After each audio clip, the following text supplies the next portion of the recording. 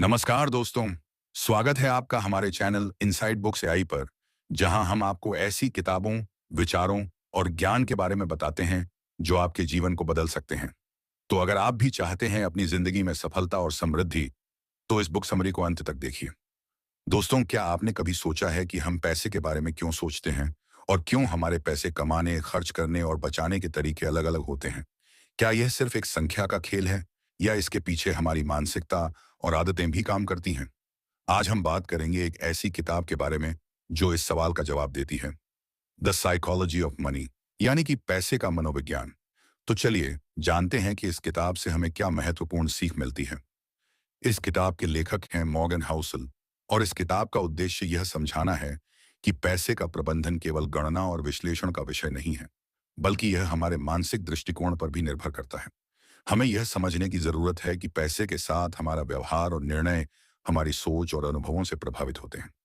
सबसे पहले बात करते हैं कि लेखक ने पैसे और धन के बीच अंतर को कैसे स्पष्ट किया है। पैसे का मतलब होता है वह राशि जिसे हम कमाते हैं, खर्च करते हैं या बचाते हैं, जबकि धन वह संपत्ति होती है जो हमारे पास होती है। हौसल कहते हैं कि पैसे का प्रबंधन सिर्फ आंकड़ों पर आधारित नहीं है, बल्कि यह हमारी मानसिकता पर भी निर्भर करता है।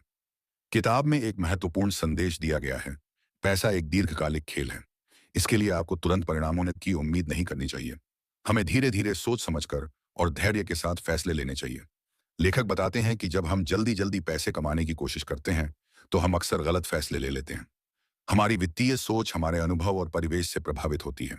उदाहरण के लिए, अगर हम छोटे से बड़े होते हैं, तो हमें बचत और निवेश की अहमियत समझाई जाती है, तो हम अपनी जिंदगी में यही आदतें अपनाते हैं।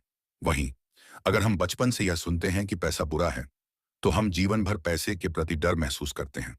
इस मानसिकता को समझने से हम अपनी आर्थिक आदतों में सुधार कर सकते हैं। अब बात करते हैं सादगी और संयम की। कई लोग यह मानते हैं कि पैसा केवल ऐश्वर्य और भौतिक सुखों के लिए है, लेकिन लेखक का कहना है कि असल में सादगी अपनाना सबसे बेहतर है। जब आप अपनी जरूरतों को सीमित रखते हैं, तो आपके पास बचत और निवेश के लिए अधिक अवसर होते हैं। यही वास्तविक समृद्धि है। आपने अक्सर सुना होगा कि सिर्फ बड़े और रिस्की निवेश ही लाभकारी होते हैं, लेकिन द साइकोलॉजी ऑफ मनी इस मिथक को तोड़ती है। हौसल के अनुसार साधारण, स्थिर और सुरक्षित निवेश भी लंबी अवधि में अच्छा रिटर्न दे सकते हैं। इस किताब का संदेश यह है कि छोटे, समझदारी से किए गए निवेश ज्यादा लाभकारी हो सकते हैं। किताब का एक अहम सिद्धांत है कंपाउंड इंटरेस्ट, यानी समय के साथ संयोजन। लेखक बताते हैं कि अगर आप थोड़ी थोड़ी राशि भी नियमित रूप से बचाते हैं, तो समय के साथ उसका फायदा बहुत बढ़ सकता है।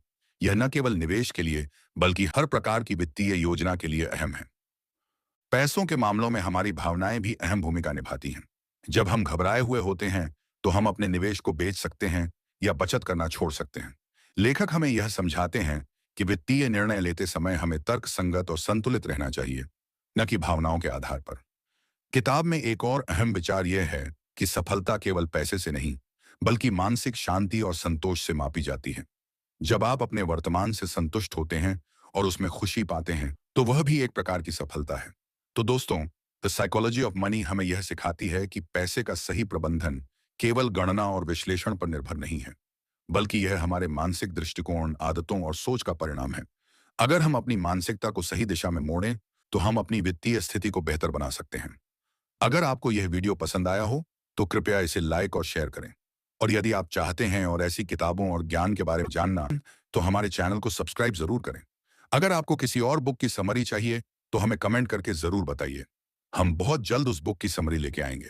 तो मिलते हैं अगले वीडियो में, तब तक के लिए नमस्कार। और याद रखें, ज्ञान ही सबसे बड़ी शक्ति है। धन्यवाद।